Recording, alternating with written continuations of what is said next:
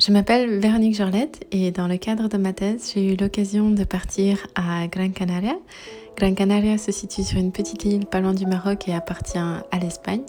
Et il y a en fait là-bas un centre de recherche qui se spécialise dans la technologie que j'étudie. L'équipe qui m'a accueillie sur place m'a accueillie à bras ouverts et c'était vraiment super sympa de leur part. De plus, vu la situation sanitaire plutôt correcte à Grande Canarie, j'ai pu aller au travail tous les jours comme d'habitude, donc je marchais de chez moi jusque là-bas. Je prenais aussi les transports en commun et j'ai pu faire toutes les manipulations que je devais faire qui étaient prévues dans mon séjour. C'était très particulier de partir pendant une pandémie. En fait, de base, mon séjour était prévu du 15 juin au 15 septembre. Et finalement, on a décalé vu les mesures sanitaires qu'on devait prendre et ainsi de suite.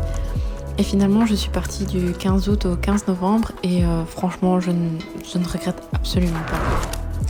J'étais consciente qu'un nouveau reconfinement pouvait arriver et je croisais les doigts pour ne pas que ça arrive. Et finalement, j'ai eu beaucoup de chance parce que les îles Canaries étaient l'une des zones les moins touchées d'Europe. Et du coup, en respectant toutes les consignes coronavirus qui étaient implémentées aux îles Canaries, j'ai pu voyager et faire énormément de choses sur les 3 mois où je suis partie, et notamment visiter toute l'île, on va dire, et aussi visiter quelques îles alentours, comme Tenerife et aussi Lanzarote.